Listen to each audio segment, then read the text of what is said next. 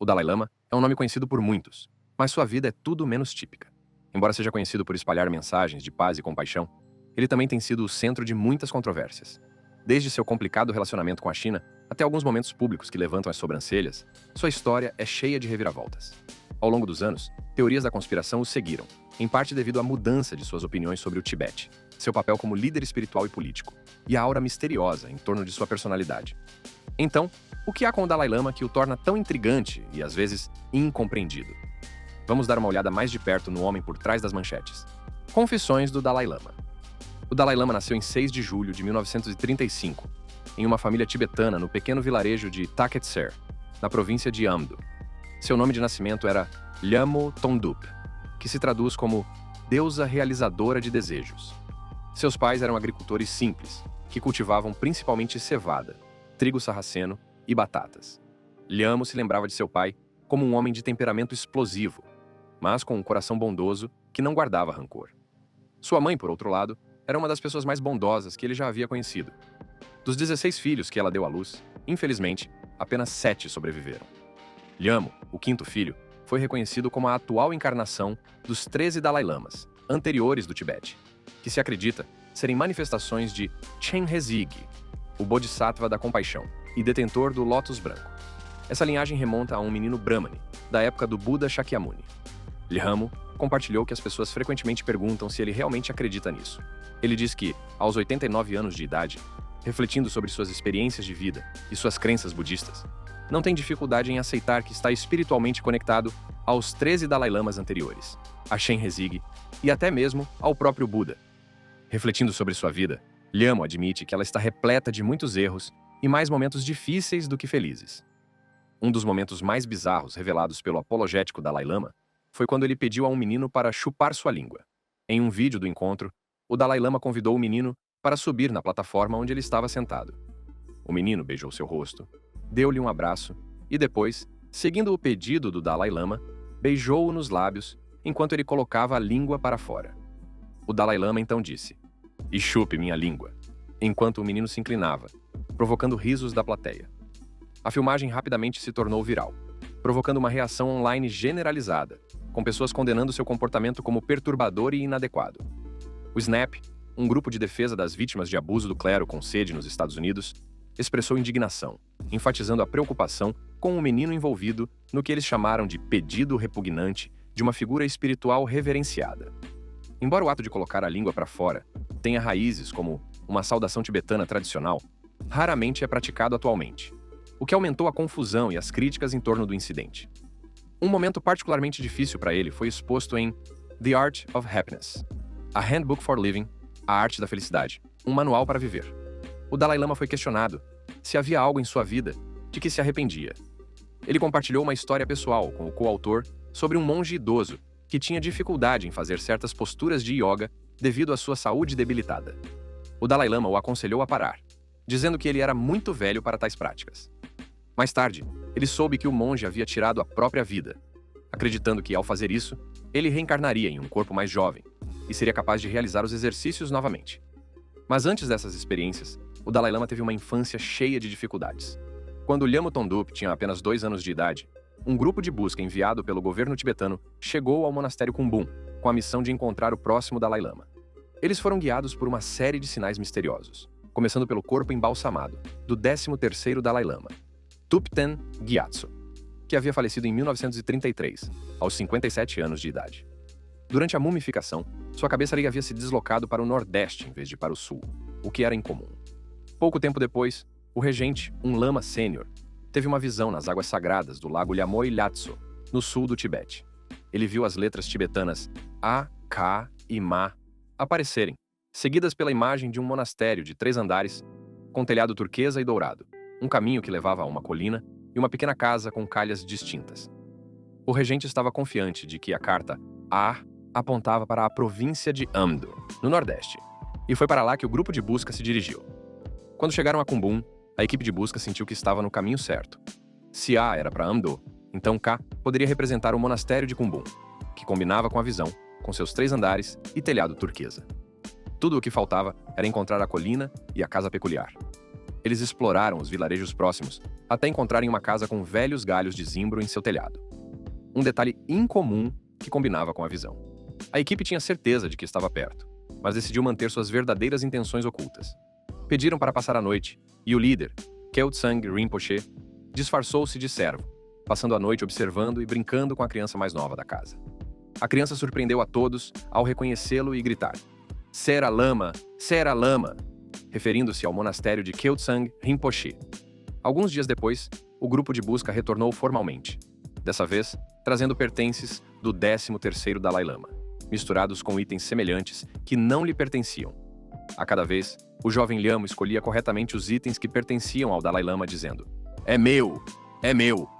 Isso deixou pouca dúvida na mente dos pesquisadores de que haviam encontrado o novo Dalai Lama. Logo, o menino de Taktser foi formalmente reconhecido e levado ao monastério de Kumbum. Ainda muito jovem, Lhamo teve que deixar seus pais e o ambiente familiar de sua casa para se mudar para o monastério em Lhasa. Essa separação teve um preço, literalmente. Um pagamento significativo teve de ser feito, não a seus pais, mas a Ma Bufeng, um senhor da guerra muçulmano-chinês, local que se recusou a deixar Lhamo partir sem esse pagamento. Mais tarde, Lhamo descreveu essa época como um dos períodos mais infelizes de sua vida. A viagem para Lhasa foi longa, levando 3 meses. Quando Lhamo Thondup e seu grupo finalmente chegaram, foram recebidos por altos funcionários do governo e escoltados até a planície de Doegutang, a apenas 3 quilômetros dos portões da capital. No dia seguinte, foi realizada uma cerimônia na qual Lhamo Thondup recebeu oficialmente a liderança espiritual do Tibete. Depois disso, ele e seu irmão, Lobsang Samden, que já estava aqui há algum tempo, foram levados para Norbulinka, o palácio de verão dos Dalai Lamas, localizado a oeste de Lhasa. Pouco tempo depois, Lhamo foi levado ao templo Jokang para uma cerimônia chamada Tafui, ou corte do cabelo, que marcou sua iniciação como monge noviço. Seguindo a tradição, ele abandonou seu nome, Lhamo Thondup, e adotou um novo, Jamphel Ngawang Lobsang Yeshe Tenzin Gyatso. Isso marcou o início de uma vida repleta de desafios. O primeiro grande desafio que Tenzin enfrentou ocorreu no verão de 1950. Ele se lembra de ter saído do banheiro em Norbulinka quando, de repente, o chão começou a tremer. As pessoas começaram a entrar em pânico, especulando que o tremor era mais do que um simples terremoto. Alguns acreditavam que era um mau presságio.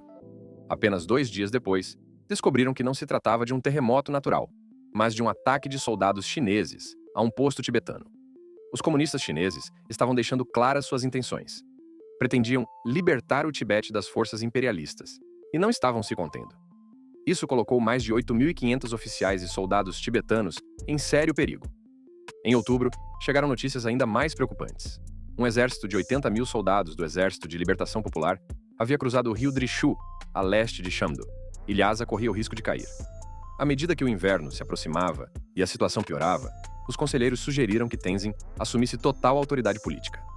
Assim, em 17 de novembro de 1950, com apenas 15 anos, Tenzin foi formalmente entronizado como líder político do Tibete em uma cerimônia no Palácio Norbulinka. Para marcar esse evento, Tenzin concedeu uma anistia geral, libertando todos os prisioneiros. Agora, como um Dalai Lama de 15 anos, ele era o líder incontestável de 6 milhões de pessoas à beira da guerra. Como ele conseguiu fazer isso? Bem, primeiro, ele teve que fortalecer suas habilidades de liderança e ganhar a confiança de seus seguidores. Para isso, Tenzin nomeou 2 novos primeiros-ministros: Lobsang Tashi, um monge, e Lukangwa, um administrador leigo experiente. Em seguida, após consultar os 2 primeiros ministros e o Kashag, Tenzin decidiu enviar delegações ao exterior, aos Estados Unidos, à Grã-Bretanha e ao Nepal, na esperança de persuadi-los a apoiar o Tibete. Outra delegação foi enviada à China em uma tentativa de negociar uma retirada. Enquanto estava em Dromo, perto da fronteira com Sikkim, ele recebeu notícias preocupantes. Embora a delegação para a China tivesse chegado ao seu destino, as outras haviam sido rejeitadas. Era difícil acreditar que o governo britânico estivesse agora reconhecendo a reivindicação da China sobre o Tibete. Igualmente desanimadora foi a hesitação dos Estados Unidos em oferecer qualquer apoio. Frustrado com a falta de apoio da Grã-Bretanha e dos Estados Unidos, Tenzin fez uma última tentativa de impedir uma invasão chinesa em grande escala. Ele enviou Ngabo Ngawang Jigme, o governador de Kham, a Pequim para iniciar discussões com os chineses. Embora essa delegação não tivesse autoridade para fazer acordos, sua missão era persuadir os líderes chineses a não invadir o Tibete. Uma noite, no entanto, enquanto Tenzin estava sentado sozinho, uma voz áspera e estridente no rádio anunciou que um acordo de 17 pontos para a libertação pacífica do Tibete havia sido assinado naquele mesmo dia, 23 de maio de 1951, por representantes da República Popular da China e o que eles chamavam de Governo Local do Tibete. Para seu choque, Tenzin ficou sabendo que os chineses haviam forçado a delegação de Ngabo a assinar o acordo, inclusive falsificando o selo tibetano. Isso deu à China uma grande vitória, garantindo a conformidade tibetana sob a mira de uma arma, com os termos de devolver o Tibete à pátria. Tenzin retornou a Lhasa em meados de agosto de 1951. Nos 9 anos seguintes, Tenzin lutou para evitar que o Tibete caísse completamente sob o controle militar chinês e, ao mesmo tempo, acalmou a raiva dos combatentes da resistência tibetana, que se opunham às forças chinesas. Em um esforço para encontrar uma solução, ele fez uma visita histórica à China de julho de 1954 a junho de 1955, reunindo-se com Mao Zedong e outros líderes como Zhou Enlai, Zhu Te e Deng Xiaoping. Mais tarde, de novembro de 1956 a março de 1957, ele viajou para a Índia para participar das comemorações do 2500 Buddha Jayanti. Porém, enquanto o jovem Dalai Lama se preparava para seus exames monásticos finais em Lhasa, durante o inverno de 1958-59, notícias preocupantes continuavam a chegar até ele. Os relatos de tratamento brutal contra seu povo estavam se tornando mais frequentes, aumentando a tensão crescente. Em 10 de março de 1959, o general Jiang Chen-wu, da China comunista, fez um convite ao líder tibetano para assistir a uma apresentação de um grupo de dança chinês. Mas quando o convite foi acompanhado de condições rigorosas, nenhum soldado tibetano poderia acompanhá-lo e seus guarda-costas deveriam estar desarmados. A tensão se espalhou rapidamente por Lhasa. Temendo pela segurança de seu jovem líder, dezenas de milhares de tibetanos se reuniram em torno do palácio de Norbulinka, determinados a protegê-lo e impedi-lo de comparecer. Uma semana depois, em 17 de março de 1959, Tenzin consultou o oráculo de Nechung, que deu uma instrução clara. Ele tinha que deixar o país. Para confirmar, Tenzin realizou sua própria adivinhação. E a resposta coincidiu, apesar dos riscos assustadores de uma fuga bem-sucedida. Poucos minutos antes das 10 da noite, Tenzin, vestido com o traje simples de um soldado comum, passou silenciosamente pela densa multidão, com um pequeno grupo ao seu lado. Movendo-se cuidadosamente sob a cobertura da escuridão, eles chegaram ao rio Qishu. Lá, esperando em silêncio, estava o resto de sua comitiva, incluindo vários membros de sua família imediata. Juntos, eles se prepararam para embarcar na jornada que estava por vir. 3 semanas depois de escapar de Lhasa, em 31 de março de 1959, Tenzin e seu grupo chegaram à fronteira com a Índia, onde os guardas indianos os escoltaram até a cidade de Bondila, no que hoje é Arunachal Pradesh. O governo indiano já havia concordado em oferecer asilo a Tenzin e seus seguidores. Logo depois, em 20 de abril de 1959, ele chegou a Mussoorie e se reuniu com o primeiro-ministro Nehru para discutir o reassentamento dos refugiados tibetanos. Compreendendo a importância da educação moderna para as crianças tibetanas, Tenzin enfatizou para Nehru a necessidade de uma seção de educação tibetana dedicada dentro do Ministério da Educação da Índia. O governo indiano concordou, assumindo todas as despesas para a criação de escolas para crianças tibetanas.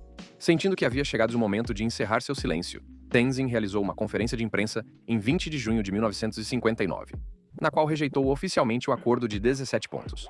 Ele também fez mudanças significativas na administração tibetana, criando novos departamentos para informação, educação, casa, segurança, assuntos religiosos e assuntos econômicos.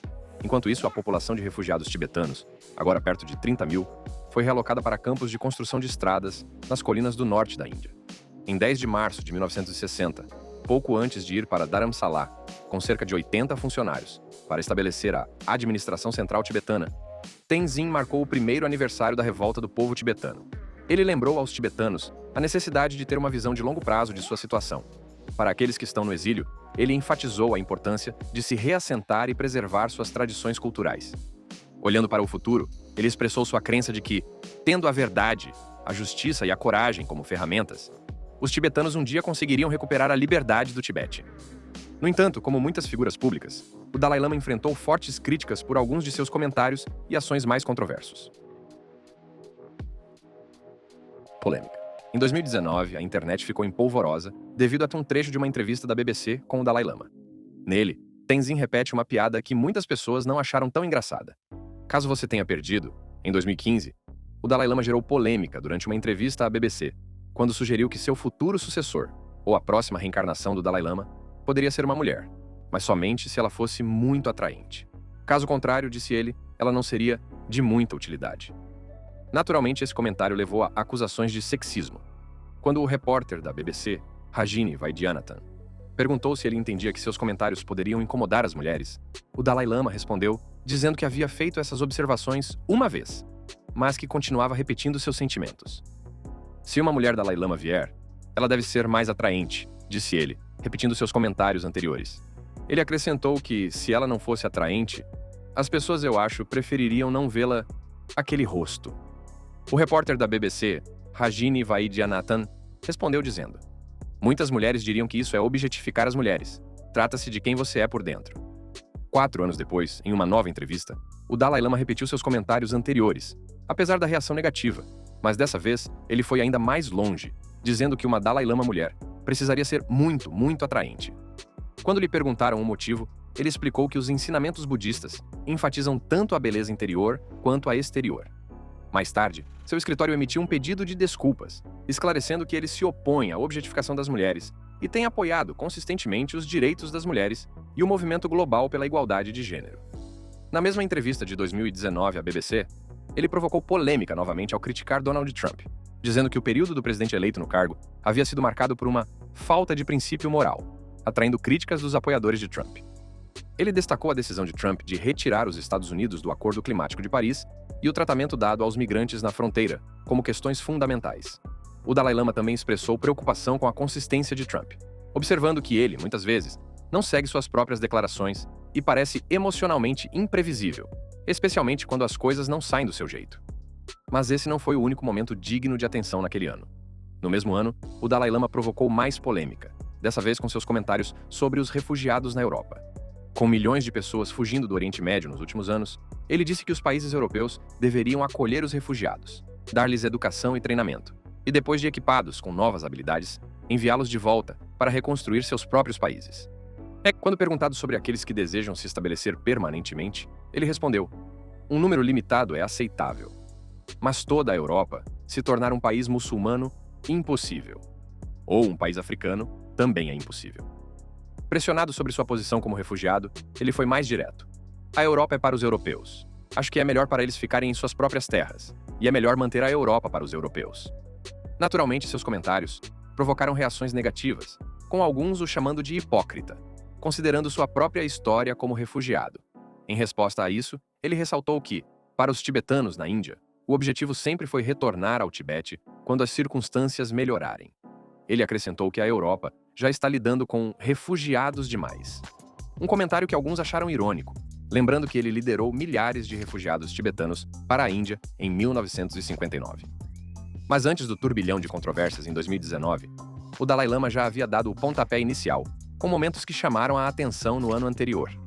O primeiro foi em 2018, quando surgiram relatos de que o monge havia supostamente recebido os 1 milhão para visitar os Estados Unidos e dar apoio a uma organização amplamente controversa, com uma notória reputação de má conduta sexual. Essa organização fez lavagem cerebral e marcou centenas de mulheres. O Dalai Lama aceitou o dinheiro e discursou em um evento organizado pela NXIVM, uma organização de autoajuda, descrita por ex-membros como um culto sexual, que resultou na prisão de seu líder e de outros membros, inclusive a atriz Alison Mack, por crimes que vão desde tráfico sexual a trabalho forçado, passando por fraude em vistos e transferências eletrônicas. Durante o evento, o Dalai Lama chegou a colocar um kata, um lenço tibetano cerimonial, em volta do pescoço de Ranieri. Para os seguidores da NXIVM, isso foi visto como uma grande vitória. Ranieri, um ex-programador de computadores, fundou a NXIVM em 1998, rotulando-a como um programa de desenvolvimento pessoal e profissional, sob o nome de Executive Success Programs, Programas de Sucesso Executivo, juntamente com sua parceira de negócios, Nancy Salzman. Mas as investigações da mídia logo revelaram que os líderes da NXIVM se esforçaram ao máximo para promover seu grupo internacionalmente, inclusive persuadindo o Dalai Lama a participar de seu evento. A estratégia supostamente incluía o aconchego do assessor americano do Dalai Lama, com presentes caros, viagens luxuosas e até mesmo um suposto caso com uma rica herdeira de bebidas, levantando suspeitas sobre a quebra de votos de celibato. Os acordos foram supostamente intermediados pelo Lama Tenzin Donden, conhecido como o emissário pessoal da paz, do Dalai Lama nos Estados Unidos. No entanto, em 2018, Donden foi removido de sua função como secretário executivo do Dalai Lama Trust, em meio a uma investigação de corrupção que o acusava de fazer mau uso de sua posição como guardião do Prêmio Nobel. Em 2018, o Dalai Lama também precisou se desculpar depois de fazer alguns comentários sobre a história da Índia e do Paquistão. Ele sugeriu que, se não fosse pela atitude egocêntrica de Jawaharlal Nehru, a Índia e o Paquistão poderiam ter permanecido unidos após o domínio britânico. De acordo com ele, Mahatma Gandhi queria que Muhammad Ali Jinnah fosse o primeiro-ministro da Índia para evitar a divisão. Agora olhe para a Índia, disse ele. Acho que Gandhi estava muito disposto a dar o cargo de primeiro-ministro a Jinnah, mas Pandit Nehru recusou. Uma atitude um pouco egocêntrica. A implicação era que, se Nehru tivesse aceitado a visão de Gandhi, a partição de 1947 e a divisão da Índia e do Paquistão poderia não ter acontecido. Depois que seus comentários geraram polêmica, seu escritório emitiu um pedido de desculpas. Agora, como uma das figuras espirituais mais famosas do mundo, o Dalai Lama tem uma vida cheia de paz e um pouco de estranheza, o que o torna uma pessoa bastante interessante. Embora milhões de pessoas o admirem por sua mensagem de bondade, ele também está cercado de teorias da conspiração. Conspiração em torno do Dalai Lama. Desde que fugiu do Tibete em 1959, após a tomada do poder pela China, o Dalai Lama se viu envolvido em uma longa e complicada dança com o governo chinês. Para eles, ele não é apenas um líder espiritual, ele é visto como uma ameaça política. Ao longo dos anos, a China o acusou de alimentar movimentos separatistas e de tentar dividir o país. Na verdade, eles até o rotularam de separatista, o que o faz parecer alguém que trabalha deliberadamente para minar a China. A mídia chinesa frequentemente o retrata como um líder, que usa a espiritualidade como fachada para sua agenda política mais profunda, aumentando a estranheza e o mistério que o cercam. Mas é aqui que as coisas ficam mais complexas. O Dalai Lama não é apenas uma figura política, ele também é o líder espiritual do budismo tibetano. Ele é considerado por muitos como a reencarnação de Avalokiteshvara, o Bodhisattva da compaixão, o que confere ao seu papel uma qualidade quase mística. Para as pessoas que não estão familiarizadas com o budismo tibetano ou com os ensinamentos do Dalai Lama, essa combinação de poder espiritual e influência política é difícil de entender. E é aí que começam as especulações. Para seus seguidores, ele é a personificação viva da compaixão, uma fonte de orientação moral e espiritual. Mas para os teóricos da conspiração, essa dualidade, ser reverenciado como uma figura divina e um líder político, levanta todos os tipos de questões sérias. Outro aspecto é que o misticismo é uma parte importante da identidade do Dalai Lama.